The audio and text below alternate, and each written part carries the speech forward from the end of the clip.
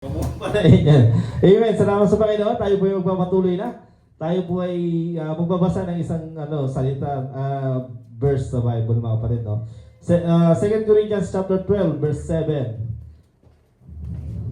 and 10. Tayo po itong mayo, no? Tinig sa laman, no? Isa sa mga tinig sa laman. Pag-aaralan po natin ang tinig sa laman ni Apostle Pablo. So, basahin po natin, mga kapatid. Say amen pag nandiyan na kayo, no? 2 Corinthians chapter 12, verse 7 to 10. Amen. No? Sabay-sabay po tayo, mga kapatid. Verse 7, and lest I should be exalted above measure through the abundance of the revelations, there was given to me a thorn in the flesh, the messenger of Satan, who told me lest I should be exalted above measure. Next verse. for these things I've sought the Lord Christ that it might depart from me. And he said unto me, my Grace is sufficient for thee, for for my strength is made perfect in weakness. Most gladly, Therefore, I rather glory in my infirmities, that the power of Christ may rest upon me. Therefore, I take pleasure in infirmities and reproach, in necessities, in persecution, in distress, for Christ's sake, for when I am weak, then I am strong. Tayo po'y pumigay, tayo po'y manalangin. Lord, salamat Panginoon sa inyong dakilang biyaya sa aming pag-aaral, Panginoon. Nawa, Panginoon, maging maayos ang aming puso at aming espiritu, Panginoon. Nawa, Panginoon, maging katotohanan to sa aming buhay, na sa buhay namin, meron kaming tinatawag na tinig sa laman. Salamat po, Panginoon, sa pangalan ni Jesus. Amen. Amen. Sino pong may mga tinig? Meron po may mga tinig sa inyo? Tinig sa laman. So, yung tinig sa laman, mga kapatid, pwede itong tao, pangyayari sa buhay nyo, o sitwasyon sa buhay nyo, na nahihirapan kayo. Tinig sa laman. So, isipin nyo na yan, mga kapatid, ha? So, ang tanong natin, mga kapatid, how to deal with life's opposition, mga kapatid. Pag sinabing opposition, mga kapatid, ito yung mga kontra. O, kontra. Isipin nyo kung sino yung mga kontra, no? Kontra sa buhay. Mga kontrabida sa buhay nyo, kung tingin nyo kayo po ay bida. Without naming any names, mga kapatid, siguro naman may naiisip na kayo. Siguro naman di ako kontrabida sa buhay nyo. Si Ma'am Robina, hindi naman. So, mga kapatid, ang real talk, mga kapatid, meron talagang kontra sa buhay natin. At laging meron habang nandito pa tayo sa mundong ito. Tayo ay nasa fallen creation. Ibig sabihin, hindi to perfecto itong mundong ito. Meron at meron talagang kontra. Laging kontrabida sa buhay nyo. Naisip nyo na ba kung sino kontrabida ng buhay nyo?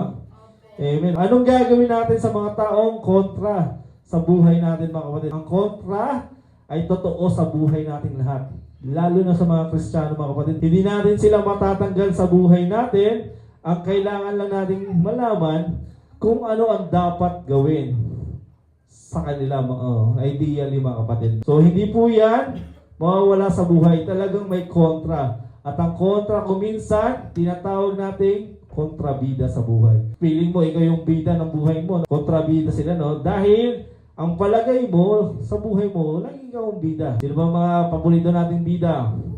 Si Julian, si Julina, tanda, no? Hindi man lang hindi man lang Daniel Padilla, no? Grabe. Sa totoo lang, mga kapatid, no? Hindi lahat ng gusto mo, gusto ka. Hindi lahat ng taong gusto mo, gusto ka. O, hindi lahat magugustuhan ka. Siguro ngayon, mga kapatid, sa buhay nyo ngayon, no? Sa edad nyo ngayon, alam mo naman hindi lahat ng tao natutuwa sa'yo. Oh, may mga tao talagang hindi natutuwa sa'yo. No? May mga taong, pag nag-post ka, hindi nila like. No, meron ba? Minsan nakatigil lang, no? Hindi nagla-like, hindi nag-angry. Pero, no, nahihiya lang kung minsan mag-angry, no, mga kapatid, no? Hindi sila natutuwa no masaya ka. Kaya dapat lahat ng sabihin at isipin mo, mga kapatid, sa mga taong kontra sa'yo, dapat hindi ka maapektuhan. Kuwari, yung kontrabida ng buhay mo, apektado ka sa buhay niya. Ay, grabe, no? Ay, sa nangyayari sa buhay. Huwag po, mga kapatid, huwag kang magpapa-apekto, no? Ang Diyos nga merong kontra. Sinong kontra ng Diyos? Si Satan. Si Jesus may kontra. Nung nandito pa si Jesus sa mundo, sinong kontra sa kanya? mga religious leader. Ano bang meron sa mga religious leader? Nung si Jesus ay buhay din sa mundo ito mga kapatid, no? Anong nangyari mga kapatid? Kinokontra siya ng mga religious leader. Alam niyo kung bakit mga kapatid? No? Hindi na kasi sila yung bida. Ay nakita nila maraming sumusunod kay Jesus. No, nung ginawa ng mga religious leader, pinako sa krus si Kristo para sila na uli ang bida. Ano meron sa mga kontrabida ng buhay natin? Gusto nila sila ang una. Gusto nila silang bida, bida, sa buhay nila. Mga Jollibee sa buhay natin, mga kapatid. Gusto nila sila yung bida. Mga Bible character sa Bible, mga kapatid. Si Moses, merong kontrabida sa buhay niya, mga kapatid. Sino pa? Si Daniel, si David, may kontrabida sa buhay nila. Si Nehemiah. Lahat ng alagad ng mga ng Panginoong Hesus, mga kapatid, may mga kontra. Sa mga tuwid, wala pong anak ng Diyos na walang kumukontra. Kahit na pakabait mo, no? Hindi ko naman sinasabi mong bait ako. Pero may kumukontra din sa akin, mga kapatid. Kasi po mayroong persang naglalaban, liwanag at dilim, no? Dahil ayaw ng liwanag ng dilim, ganun din ang dilim, ayaw ng liwanag. Magkontra po sila, no? Si Lucifer nga, kinontra ang Diyos, no? Anong ginawa ni Lucifer?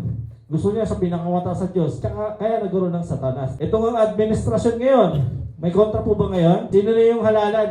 Todo maka BBM. Ngayon, sino maka Sara? Sino BBM nung huling ano? Taas kayo,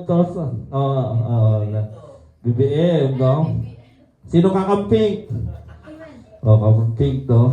Sasabihin ng kakamping, tignan nyo nangyari sa Pilipinas. Yan. May mga kontra talaga. Antayin nyo na lang sa susunod na, na halalan, no? Di ba? Sino bumoto kay Mama Revilla? Si Mama, hindi ko bumoto to. Tinatanong ko si Mama, sino binoto mo? Ba't binoto mo yan? Si Apostle Pablo ay may kontra sa buhay. Ang tawag niya po rito, huwad na kapatid. No? Next, basahin natin. Sabi nito, least I should exalted among all, no? Sabi rito ni Apostle Pablo, no? In journeys, no? Si Apostle Pablo, mga kapatid, siya yung nagsulat kalahati ng New Testament. Mga kapatid, pero si Apostle Pablo, sa buhay niya, marami siyang dinanas. Sabi rito ni Apostle Pablo, in journeying often in perils of water. No?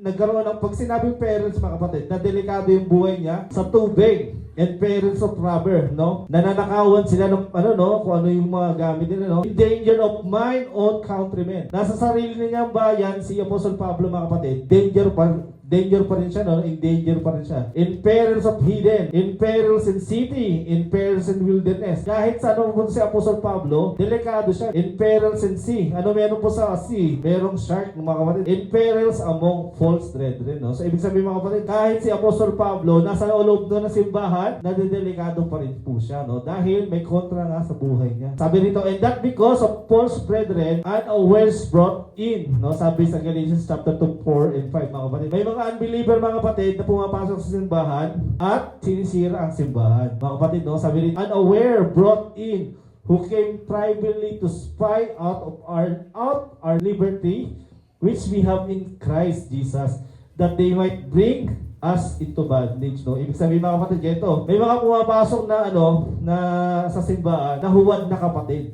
Yan ang po ang iingatan natin, mga kapatid. Kaya okay lang sa akin kahit konti muna tayo sa ngayon. Basta kilala ko lahat kayo, ligtas kayo, mga kapatid. Hindi kayo false brethren, mga kapatid. Dahil pag may pumasok sa atin ng false brethren, susugatan lang yung ating simbahan, mga kapatid. Ayaw po ng Panginoon niya. No, sa verse 5, to whom we gave place by subjection, not for an hour, that the truth of the gospel might continue in you, mga kapatid. No? So yun, mga kapatid, tandaan natin, mga kapatid, na meron talagang kontra. Maging kay Apostle Pablo, may kumukontra sa kanya. Mga huwad na kapatid, no? Delikado po yun sa church. Di lahat ng pumapasok sa simbahan ay ligtas, mga kapatid. Di lahat ng pumasok sa garahe ay kotse. Kung minsan merong aso, pusa, may daga, mga kapatid, no? Ganun din po sa church. Kaya ingat po tayo sa mga false brethren. Pero yung totoong Kristiyano, kahit wala ka sa church, Kristiyano pa rin.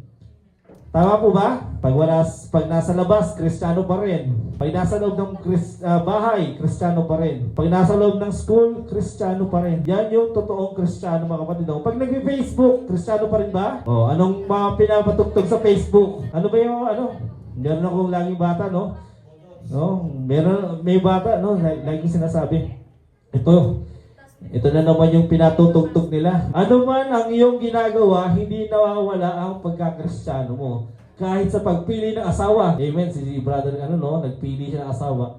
Siya po ay kristyano, no? Kristyano rin ang kanyang inasawa, no? Pagpili ng trabaho. Yung trabaho pipiliin nyo, huwag po makakahadlang sa paglilingkod nyo sa Panginoon. No, habang nagtatrabaho ka, sa pagninegosyo mo, Kristiyano pa rin mga kapatid, no? Lahat ng business na iisipin nyo, dapat hindi sasira yan sa paglilingkod nyo sa Panginoon. Always keep in your mind na may danger sa false brethren, mga kapatid. Mga mapagpanggap, mga kapatid. Sila kasi yung akala mo, kakampi mo, pero kumukontra sa vision mo na ibinigay sa'yo ni Lord. So, wag naman sana mga kapatid. Sabi niya no, sa Galatians chapter 4 and 5 mga kapatid. May mga humahalo sa kanilang hindi naman talaga mananampalataya. Hindi sila pinagbigyan ni Apostle Pablo mga kapatid. Hindi sila binigyan ng kahit isang oras. Alam niyo ba bakit mga kapatid? Yung mga kontra sa buhay mga kapatid, kailangan lang nila ng platform na maririnig sila ng ibang tao. Kailangan sila ng mga platform na, kailangan mo marinig mo ako. Kung minsan ginagamit yung Facebook, ginagamit yung Mahalaga po yun kasi gusto nila, mapagbigyan sila. Si Apostle Pablo, hindi po sila pinagbigyan. Dahil gusto po ng mga kontrabida, platform talaga mga kapatid. Ano bang gusto ni Lucifer mga kapatid? Maging tulad siya ng Diyos. Anong ginawa niya? Kinontra niya ang Diyos. Anong gusto ng mga religious leader? Dahil yung mga tao nakatingin na kay Jesus, kinontra nila si Jesus mga kapatid. Ang mga kontra mga kapatid, gusto nila, sila yung bida. Kahit sino pong maupo na presidente, lahat po may kontra. Wala pong presidente na 100% nasuportahan ng tao.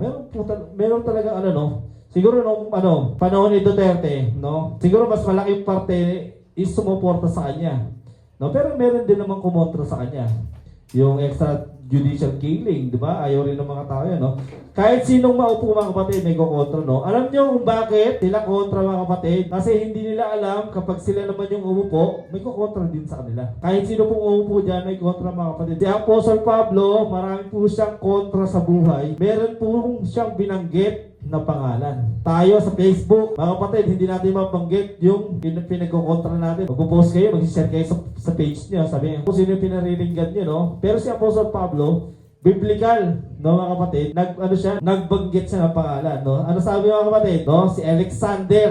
Kung may kakilala po kayong Alexander, ito lang po yung Alexander, Sabi nito, Alexander the Coppersmith. Ano sa Tagalog yan mga kapatid? Si Alexander ang panday. Yun. Ang panday. Alexander the Coppersmith did me much evil. The Lord reward him according to his work. Sabi dito ni Apostle Pablo, bahala na si Lord doon kay Alexander, Binigyan niya ako ng sobrang sakit, Binigyan niya ako ng isipin. Bahala na si Lord yan. Ganyan dapat mga kapatid, Of whom be thou aware also, for he hath greatly withstood our word. Ibig sabihin mga kapatid, meron talagang tumutulog sa kay Apostle Pablo, Ito yung mga nagbabahay-bahay. Huwag niyo sundin niya si Apostle Pablo. Sabi niya mga kapatid ni Apostle Pablo, bantayan niyo yan si Alexander kasi yan po ay laban sa ating ipinaglalaban mga kapatid. Opposition is a fact in life. Totoo po yung mga opposition sa buhay natin. Hindi po mawawala mga kapatid. Sa pamilya, mayroon pong opposition, Magkakainggitan lahat ng mga magkakamag-anak. Mga kapatid, may inggitan sa kamag-anak. Pag bumuli ka ng TV, bibili ng Bibili ng sine, Pag bumili ka ng kotse, bibili ng bulldozer. Mga kapatid, sa employment, pag ikaw po ba ay empleyado, may inggitan po ba? Meron tayong inggitan mga kapatid. So, merong sipsipan mga kapatid. Gusto siraan ang katrabaho mga kapatid. May mga siraan sa trabaho mga kapatid, Maging sa simbahan, nangyari po ba yan? Wala nang amen Oo ba? Walang meron po sabi rito, may tinatawag na crab mentality. Chichismisigan ito.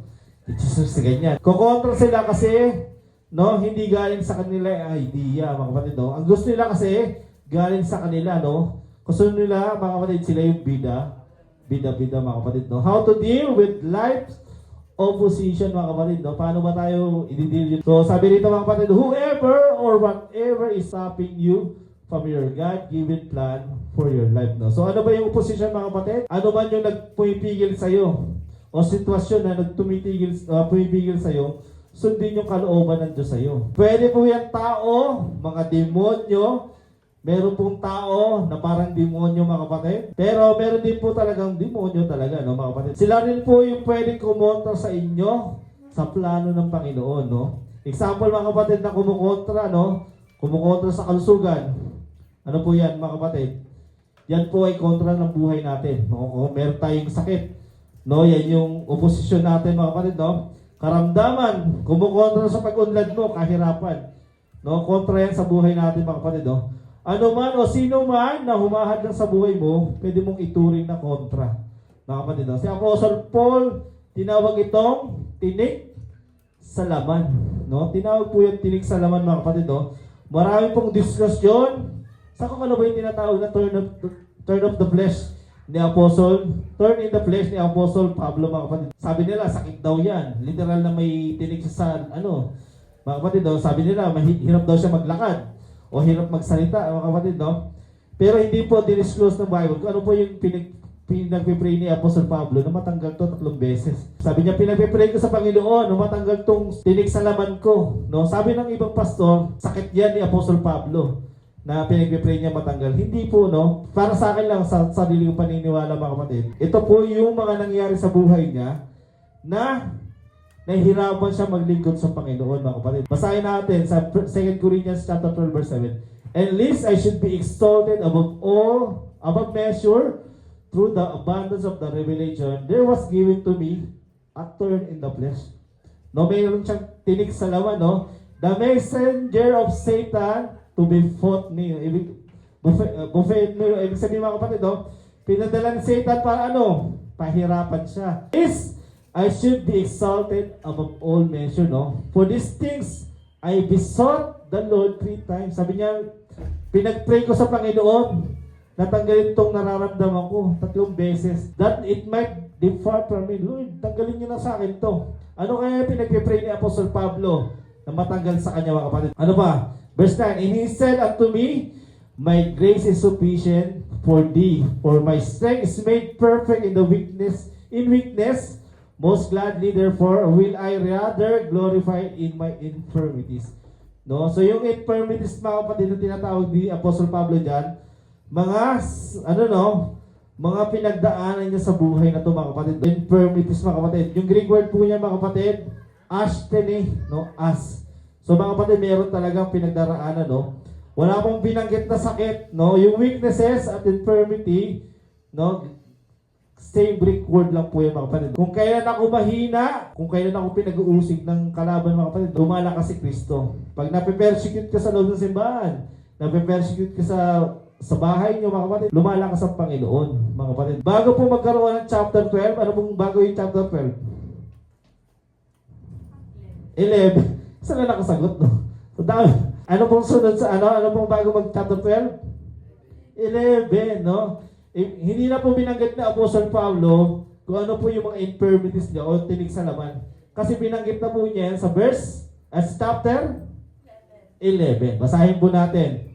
No, sabi nito mamaya, basahin na natin. Therefore, take pleasure in infirmity. Sabi ni Apostle Pablo, kung hindi tatanggalin to ng Diyos, magpapakasaya ako maglingkod sa Panginoon kahit may pinagdaraanan ako. In reproach, in necessity, in persecution, in distress, for Christ's sake, for when I'm weak, then I am strong. Pag pinanghihinaan ka mga kapatid, na mga tinig sa laman mo mga kapatid, lumalakas ang Panginoon. Gusto mo maglingkod ka lang sa Panginoon pag masaya ka o pag kompleto yung buhay mo. Pinagpapala ka ng Panginoon. Paano pag dumaan ka sa hirap? Mga kapatid, hindi ka ba maglilingkod sa Panginoon? No, pag nahihirapan ka, mas maglingkod ka sa Panginoon, mga kapatid, no? Yun ang tinutukoy niya, mga kapatid, na hinahampas sila. Hinahampas sila, Apostle Pablo, mga kapatid. Hinahampas siya dito 40 times minus 1. Sabi dito ni Apostle Pablo, no? Of the Jews, 5 times receive I 40 stripes, save 1. 5 beses siyang, pinagpapalo ng mga Hudyo. Ilan daw? 40 times, save 1, minus 1. Ilan? Pinahirapan pa tayo ni Apostle Pablo, no? 40 times, minus 1. Ilan yon? 39, no? No, hindi nila sinulat 39, no, mga kapatid, no? So, ibig sabihin, mga kapatid, sabi ni Apostle Pablo, Lord, naglilingkod naman ako sa inyo, bakit may hampasan pa? No, bakit may paluan pa? Lord, wako ka na yung likod ko, 5 beses ako pinagpapalo ng mga Hudyo. Mga kapatid, yun yung tinig sa naman ni Apostle Pablo. No, tayo naglilingkod tayo sa Panginoon, wala namang humahampas sa atin. Pero bakit napipigilan tayo mga kapatid? Sabi ni Apostol Pablo, Lord, pray ko to, sana matanggal to sa akin, yung mga humahampas sa likod ko. No, nahirapan kasi ako, Lord, maglingkod sa inyo eh. Yung mama nagsulat na kalahati ng New Testament, hindi po napagbigyan ng Diyos. Hindi po napagbigyan ng Diyos. Sabi dito ni Apostol Pablo, thrice was I beaten with rods, no? Hindi lang siya pinagpapalo, no? Pinaghahampas pa siya ng latigo, rod. Once I was stoned. Alam niyo yung bato mga kapatid ng mga Hudyo pag pinagbabato ka? Hindi po yung ganito kalaliit na bato Yung bato po malalaki. Once I was stoned, thrice I suffered shipwreck no mga kapatid no. Anong ibig sabihin niya mga kapatid? Sumakay ka ng barko, lumubog. No, baka nagkataon lang. 3 beses kang sumakay, lahat lumubog. Nagkataon lang po ba 'yon? Hindi mga kapatid. Sabi ni Apostol Pablo, Lord, naglilingkod naman ako sa iyo. No, bakit lumulubog lahat ng sinakay kong barko? A night and a day I have been in the deep. No, sabi rin dito ni Apostol Pablo, no, gabi at umaga. Nasa nasa dagat. Ano meron sa dagat mga kapatid? Pating, no? Ano meron doon? Daddy shark. No? Ando si Mama shark, no? Si Grandpa shark mga kapatid, no? May mga pating. Sabi mo, Lord, naglilingkod naman ako, bakit may mga pating pa? Mga kapatid, ano sabi? In journeying often in perils of waters. Marami siyang mga pinagdaraanan mga kapatid na inihingi niya sa Panginoon, Lord, ang dami kong naglilingkod naman ako sa iyo, Lord. Sana tanggalin na lang ito mga kapatid, no? Wala nang danger mga kapatid. Sabi rito ni Apostol Pablo sa dulo, no? Ang pinakamalaki, isa sa pinakamalaki yung in danger mga kapatid, nasa false, siya, no? Nasa bula ang kapatid siya. Verse 27. In weariness, in painfulness, in watching often, in hunger. Si Apostol Pablo nakakaranas ng gutom. No? Lord, naglilingkod naman ako sa iyo. Tanggalin mo na yung gutom sa akin. Nauuhaw pa ako, no? Nagpa-fasting, madalas fasting. Kung minsan, ano nangyari sa kanya mga kapatid? Hubad siya. Sabi niya sa Panginoon, no? Naging sinasabi sa Panginoon, oy, no, sabi niya, Lord, naglilingkod naman ako sa inyo. Bakit may hubaran pa? Bakit kailangan lamigin ako? Maraming tao sa simbahan, mga kapatid, mahirapan na ng saglit. Napuyat lang. No? Hindi naman kapaglingkod sa Panginoon. Si Apostol Pablo, mga kapatid, nagugutom na, nauuhaw pa. No? Lord, pakainin mo na lang ako kasi naglilingkod. Hindi po mga kapatid, no? Yan po yung tinik sa laman ni Apostol Pablo, mga kapatid. Beside those things that are without, that which cometh upon me daily, the care of all the churches, no? Kaya hindi lang po yun mga kapatid. Si Apostol Pablo, iniisip niya rin ang kalagayan ng ibang simbahan. Tandaan niyo po ito mga kapatid, sa panahon ni Apostol Pablo, may hinahandle po siya ng mga nagsisimulang simbahan. Mga kapatid, no? Isipin mo lahat na yan mga kapatid, no? Nagpapastor siya sa maraming simbahan mga kapatid, pero nahihirapan pa siya. No, tayo mga kapatid, ang lamig sa simbahan natin. May mga pagkain pa kuminsan mga kapatid, no? Pero bakit hirap na hirap pa rin tayo? Sila sa panahon nila, no, hirap na hirap sila sa nangyari sa kanila, pero nagpapatuloy sila sa Panginoon. Sabi rito, no, sa verse 8, for these things I besought the Lord thrice. Pinagpa-pray niya sa Panginoon, Lord, tanggalin mo na to, itong mga bagay na pinagdaraanan. Yung nagsulat ng kalahati ng New Testament, hindi po napagbigyan. No, mga kapatid, nakikiusap siya 3 beses. Sa verse 9, and he said unto me, my grace is sufficient for thee, for my strength is made perfect in weakness. Sabi ng Panginoon kay Apostol Pablo, ang bibigay ko sa iyo grasya. No, dahil ang grasya ng Diyos, ang grasya ng gagaling sa Diyos mga kapatid, pinapalakas ka. Example nito mga kapatid, may dala kang problema, pinasanan ka ng problema mga kapatid. Inhiling mo sa Panginoon, Lord, palakasin mo, tanggalin mo tong problema ko, tanggalin mo tong pasan-pasan ko. No, hindi tinanggal ng Diyos yung pasanin mo kapatid. No, pinalakas ka niya. Para pag dumaan ka sa pagsubok, kaya mo nang pasanin yung problema mo mga kapatid. No, may mga taong nakapasala ng problema, iniwan ang Panginoon. Sabi ng Panginoon, yung grasya ko, sufficient yan sa'yo. Dahil yung grasya ko, nagpapalakas sa'yo pag mahina ka. No, kaya kailangan natin sa buhay natin mga kapatid, grasya ng Diyos mga kapatid. No? Maraming bagay tayo sa buhay natin na hinihingi natin sa Diyos, tanggalin sa buhay natin. No? Pero pag hindi tinanggal ng Diyos, ang biyaya ng Diyos ay sapat sa ating lahat mga kapatid. No? Nang wala man ni Apostol Pablo na hindi tatanggalin ng Diyos yung mga problema na to mga kapatid, hindi niya binago yung kaisipan niya mga kapatid. No, anong binago niya mga kapatid? Yung, ano niya mga kapatid, anong ginawa niya? Ito, verse 10. Sabi nito, therefore I take pleasure in infirmities, in reproach, and necessity, and persecution, in distress, for Christ's sake, for when I am weak, then I am strong. No? Pag tayong mahina mga kapatid, pinalalakas tayo ng Panginoon. No? Sabi ni Apostol Pablo, all right, kung hindi aalisin sa akin ng Panginoon, magsasaya ako, no? Sa gitna ng mga kontra sa buhay ko. Bakit mga kapatid, importante maging masaya mga kapatid? Dahil ang saya ng puso natin, kagalakan ng Diyos. Mga kapatid, that upon the power of Christ may rest upon me. No? Kailangan yung kapangyarihan ni Kristo lumakas sa iyo mga kapatid. No? Verse 10, sabi, therefore, I take pleasure in infirmities. No? So, ang tanong mga kapatid, how to deal with life opposition, no? Paano mo tatalunin yung tinik sa buhay mo mga kapatid, no? The way to deal with life's opposition is not to defeat them, but to outlast them. Ibig sabihin mga kapatid, no? May mga tinik sa buhay natin mga kapatid na hindi tatanggalin ng Diyos. Kailangan lang natin matagalan. Kailangan lang natin matagalan, no? By the grace of God, sabihin mo sa buhay mo, no? I will keep on keeping on. Alam niyo ba yung sa profile pic ko, no? Grace carried me here, and by grace I will carry on. Grasya lang ng Diyos kung bakit na ako nakakatayo ngayon, mga kapatid. Wala nang atrasan to, Lord, no? Hindi ito tungkol sa akin. Ito ay tungkol sa pagsunod ko sa iyo, no? Sabi nga sa kanta, I have decided to follow Jesus, no turning back. Kaibigan, mahalaga ka sa akin, pero kung makakaano ka sa paglilingkod sa Panginoon, pwede na tayo maghiwalay mga kapatid. May mga pagkakataon sa buhay natin, may mga kaibigan sa buhay natin, tinanggal ang Panginoon kasi hindi siya nakakatulong sa atin. No? Pamilya, mahalaga ka sa akin, pero pwede tayo maghiwalay, pahintulot ng Diyos sa mga kapatid. No? Kung may hirapan ako maglingkod kasama ka mga kapatid. Sabi dito mga kapatid, kailangan ilubog mo yung sako ng paa mo sa harap ng mga tinik mo sa lawan mga kapatid. Sabi mo, hindi ako aalis, maglilingkod ako sa Panginoon. No? Sabi sa kanta, with Christ in my vessel, I can smile at the storm. No? Pag may pinagdaraan ng katadaan mo, pag nasa bagyo ka ng buhay, no?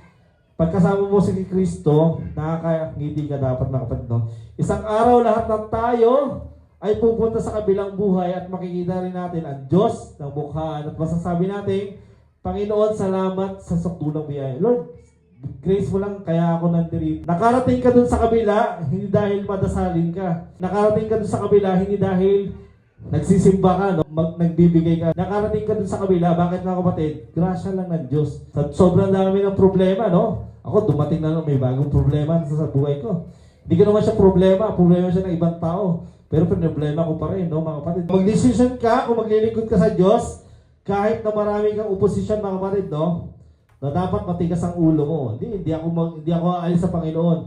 Maglilingkod ako sa Panginoon. Acts chapter 20, verse, 23-20. No, sabi nito, mga kapatid, no, but none of these things move me. May nagla-life verse nito. Sabi ni Apostle Pablo, wala na kapag paalis sa akin. Neither count I my life dear unto myself, so that I might finish my course with joy in the ministry which I have received of the Lord Jesus to testify the gospel of grace of God. Sabi ni Apostol Pablo, wala na kapag paalis sa akin sa simbahan. Dahil mga kapatid, sinabi ni Apostol Pablo, gusto ko lang talaga maglingkod sa Panginoon.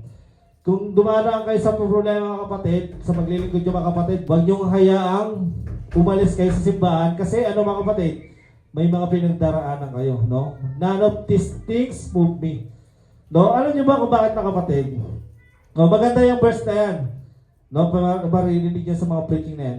Pero yung kinaganda ng verse 24, makikita niyo sa verse 23. Sabi sa verse 23, saying that the Holy Ghost witnesseth in every city, saying that the bonds of affliction abide in me. Sabi ni mga kapatid, sabi ni Apostol Pablo sa verse 24, sabi niya, wala nakapagpagalaw sa akin. Pero makikita mo yung ganda ng verse 24 sa 23. Sabi rin ni Apostol Pablo, sinabi na sa akin ng Banal na Espiritu, bago pa mangyari sa akin lahat, na malalatigo ako, makukulong ako, malulubugan ako ng bangka, magugutom ako. Sabi rin ni Apostol Pablo, no? None of these things move me. Pinangunahan na siya ng banal na spirito. Sabi ng banal na spirito sa kanya, Apostol Pablo, lalatiguhin ka talaga. Papaluin yung likod mo, no? Papapalo ng maraming beses ang likod mo. Magugutom ka, mapupunta ka sa sa dagat na maraming pating, mga kapatid. Sabi ng banal na spirito kay Apostol Pablo. Sabi ni Apostol Pablo sa akin, walang makakapagtinag sa akin. Mga kapatid, no? Dapat hindi ka matinag. Wala nang makakapag-alis sa'yo sa Panginoon, no? Maraming Kristiyano daw, pero nung nawala ang crush, huminto na maglingkod. Nung hindi na masaya, nawala na, huminto na sa Panginoon. Alam nyo po, ang tibay hindi po nakasalalay sa tao. Nakasalalay yan sa biyaya ng Diyos. Paano ka titibay rito, no? Mawala lang yung kaibigan mo, hindi ka na maglilingkod sa Panginoon, no? Kailangan mo ng holy determination to keep on, no? Kahit na marami kang pinagdaraanan, meron kang tinig sa laman. Si Ate Russell, meron siyang minsan dito pa siya inaatake sa simbahan. Ano nangyari, no? Mas malakas pa siya ever sa buhay niya. So sabi mo sa sarili mo, no? Ako at ang pamilya ko, maglilingkod kami sa Panginoon, no? Hindi lang sa maliit na bagay, kahit sa malalaki, no? Sobrang laki ng ginawa ng Diyos sa buhay ko para huminto pa ako. Kahit anong gawin ng kalaban, mga kapatid, dapat hindi kayo magbibigay, no? Sabi dito, mga kapatid, no? Sabi ni Apostol Pablo, no? I have fought a good fight. I have finished my course. I have kept the faith, no? Sabi ni Apostol Pablo, no? Lumaban ako at hindi umatras. Sabi rito, mga kapatid, dapat sa buhay pananampalataya, mga kapatid, labanan mo, mga kapatid, no? Yung ginagawa ni Satan para pahintuin ka. Dito na tayo magtatapos sa kwento na to. Amen ba? 5 minutes lang, Nung tinalo ni David si Goliath, ilan po yun? Wala pang 5 minutes nga ito eh. Di ba? Paano tinalo ni David si Goliath? Kumuha siya ng bato. Kumuha siya ng slingshot, no? Binato niya sa ulo ni sa noon ni Goliath, tinugutan niya ng ulo. Nung tinalo ni David si Goliath, wala pang 5 minutes, no? Pero meron po siyang nakalaban, mga kapatid, inabot po ng 13 years. Si David, no? Si David po ay naglilingkod sa Panginoon, no? Sa ilalim ni Haring Saul, mga kapatid, no? Si Haring Saul po, mga kapatid, siya po yung papalitan ni David. Si David po yung inanoint ng Diyos, susunod na maging hari. Pero sa pagkakataong ito, buhay mo po si Saul, mga kapatid, no? So anong nangyari, mga kapatid? 13 years siyang hinabol ni Saul, no? Isipin mo yun, no? 13 years na naghirap si David, no, sa kamay ni Saul, mga kapatid, no? May mga problema sa buhay natin, mga kapatid, na kailangan lang matagalan natin. Tapos maalis na rin yan saglit, mga kapatid, no? Sabi rito ni David, no? The men of David said unto him, Behold, the day of which the Lord said unto thee, Behold, I will deliver thine enemy into thine hand, that thou mayest do to him it shall seem good unto thee. Then David arose and cut off the skirt of Saul's robe. Ito, mga kapatid, no? Nung tumataka si David, mga kapatid, no? Hinahabol siya. Alam niyo po ilang humahabol kay David? 3,000 na tao. Dahil po, mga kapatid, no, si Saul nainggit siya kay David, no? Dahil nung napatay ni David si Goliath, mga kapatid, minahal siya ng mga tao. Sa gera, no? Sa gera, pag lumalaban si David, 10,000. Yung napapatay niya, no? Si ay 1,000 lang, ganun lang, mga kapatid, no? Kaya nagkaroon ng ng galit si Saul kay David. Ano nangyari, mga kapatid? Hinabol niya. Papatayin kita, David. Sabi niya, no? Papatayin kita. Ngayon, itong senaryo na ito, mga kapatid, nasa loob siyang simbahan, tumutugtog po ng harp. Harp po yan eh. Si David po, mga kapatid, ay tumutugtog sa simbahan. Ano nangyari, mga kapatid? No, ano nangyari, mga kapatid? Tumutugtog sa simbahan. Sinibat, no? Tingnan niyo, mga kapatid. Sinibat ni Saul si David. Ano nangyari, mga kapatid? Buti na lang nakaiwas si David, mga kapatid, no? Dahil kung hindi siya nakaiwas, patay na siya. Sa senaryo yan. Simula yung pugo niya, mga kapatid, hinabulan ni Saul si David. Inabot po ng 13 years. Nung tinalo niya si Goliath, 5 minuto lang. mga kapatid. Pero si Saul, inabot ng 13 years. Isipin mo yon, ang laki ng ng tiniksalaman mo sa loob ng 13 years. Mga kapatid, no? Sabi naman dito sa senaryo ito, ngayon, makinig mga kapatid, sa paghahanap ni Saul kay David, nagstay siya sa sa isang kuweba. Sa isang kuweba, nandito si Saul, sa kabilang dulo naman ng kuweba, doon naman nagstay sila sila David, no? Nung pinuntahan nila yung side ni Saul, nakita nila si Saul natutulog. Pati yung mga alagad ni Saul natutulog din, mga kapatid, walang gising. Sabi ng mga alagad ni David, no? Uy, David, tulog si Saul, no? Ibinigay na ng Diyos yung buhay ni Saul sa kamay mo. Ang ginawa ni David, hindi niya pinatay si Saul. No, anong ginawa niya? Pumutol siya ng damit, parte ng robe ni Saul, mga kapatid. Ano nangyari, mga kapatid? Ginunting niya. Hindi ba siguro ginunting, no? Sabi rito, mga kapatid, sabi niya rito, and it came to pass afterward that David's heart smote him because he had cut off Saul's skirt, no? Sabi rito ni David, no? Nagsisi si David, no? Sabi niya, uy, nakakahiya sa Panginoon. Pinutulang ko ng damit yung hari, no? No? Imbis na kapag galit tayo, mga kapatid, pwede niyang patayin si si Saul, mga kapatid. Anong ginawa niya? Ginunting niya lang. Sabi niya, he said unto his men, the Lord forbid that I should do these things unto my master. The Lord anointed to stretch forth mine hand against him, saying he is the anointed of the Lord. So sabi rito, mga kapatid, no, hindi ko dudungisan yung kamay ko, hindi ko mamatayin si Saul para ako na yung maging hari. Dahil pag namatay si Saul, si David na ang hari. Mga kapatid, no, kahit inaabot ng 13 years si David katatakbo, mga kapatid, hindi niya pinatay si Saul para matapos na yung problema niya, mga kapatid, no. Sabi rito ni David, no, sabi niya, huwag natin galawin si Saul. Kinabukasan, mga kapatid, nagpakita siya kay Saul. Sabi niya rito, and it came to pass afterward that David's heart smote him because he had cut off Saul's skirt, no. Sabi rito ni David, no, nagsisi si David, no, sabi niya, uy, nakakahiya sa Panginoon. Pinutulang ko ng damit yung hari, no? No, imbis na kapag galit tayo, mga kapatid, pwede niyang patayin si si Saul, mga kapatid. Anong ginawa niya? Ginunting niya lang. Sabi niya, he said unto his men, the Lord forbid that I should do these things unto my master. The Lord anointed to stretch forth mine hand against him, saying he is the anointed of the Lord. So sabi rito, mga kapatid, no, hindi ko dudungisan yung kamay ko, hindi ko mamatayin si Saul, no, para ako na yung maging hari. Dahil pag namatay si Saul, si David na ang hari. Mga kapatid, no, kahit inaabot ng 13 years si David katatakbo, mga kapatid, hindi niya pinatay si Saul para matapos na yung problema niya, mga kapatid, no. Sabi rito ni David, no, sabi niya, huwag natin galawin si Saul. Kinabukasan, mga kapatid, nagpakita si David kay Saul, no. Sabi niya rito, my Lord, the King, no. Sabi rito ni David, and when Saul looked behind him, David stooped with his face to the earth and bowed himself. Sabi rito ni David, no, lumuko pa si David at mga kapatid, nagbigay pugay sa hari.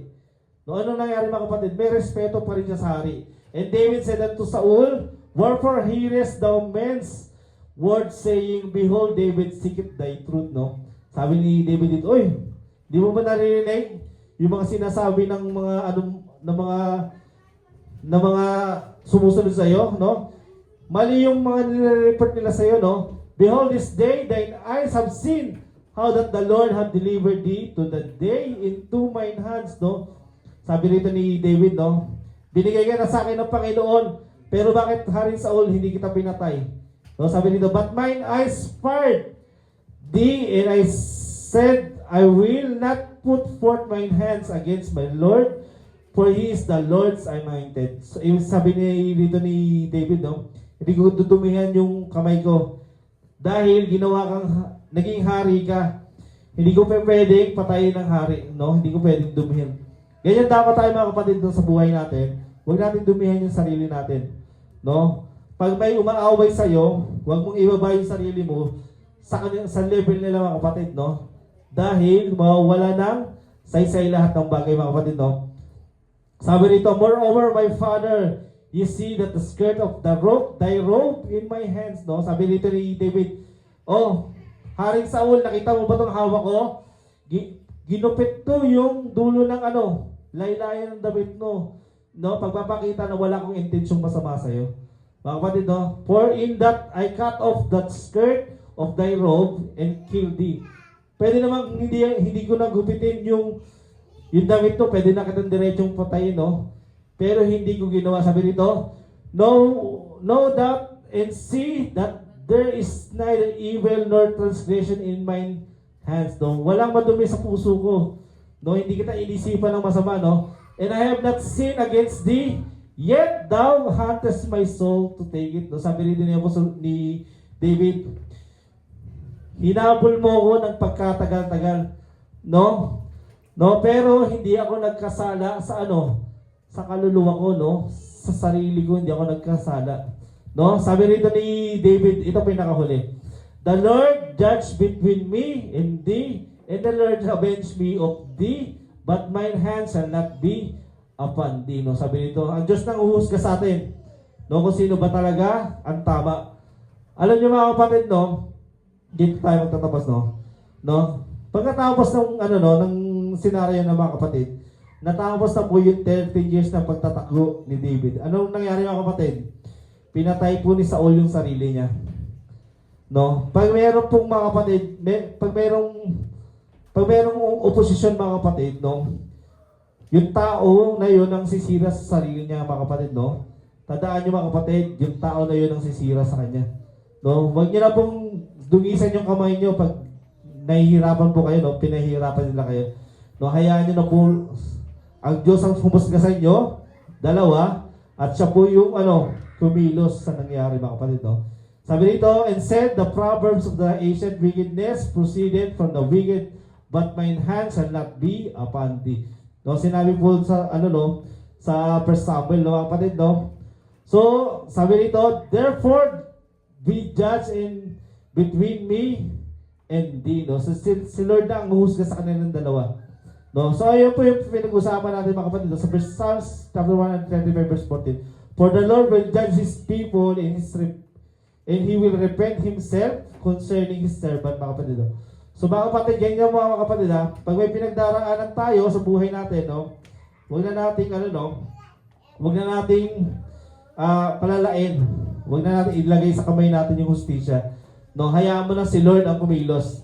No? Natapos po yung 13 years na pagtatakbo ni David mga kapatid, no? Ibinigay niya lang sa Panginoon, no? Kaya tayo mga kapatid, kung meron tayong tinig sa laman, no, hayaan na natin ang Panginoon na magtanggal. Kung hindi tatanggalin ng Diyos, palalakasin ka ng Panginoon. Amen po ba mga kapatid? Amen. Tayo po ay magtatapos na mga kapatid, no? Tayo po ay mananalangin na. No, tayo po ay mag-pray. Lord, salamat Panginoon sa inyong dakilang biyaya sa buhay namin, Panginoon, na nakita namin, Panginoon, sa buhay ni Apostol Pablo, na totoo ang tinig sa laman. Lord, patawarin niyo kami, Panginoon. Kung minsan, may pagkakataon na gusto namin bumitaw sa pananampalataya, gusto namin huminto, Lord, dahil sa mga tinig na ito, Panginoon. Nawa, Panginoon, turuan niya kami na araw-araw, palaksin kami ng inyong grasya, baguhin kami ng inyong grasya, Panginoon. No, maging katulad na example si Apostol Pablo sa buhay namin, na kahit hindi tinanggal yung tinig sa laman niya, Panginoon, kami po, Panginoon, ay pinalakas niyo. Salamat po, Panginoon. Itinataas ka po namin sa aming kalagitnaan sa pangalan ni Jesus. Amen. Amen, mga kapatid, ha?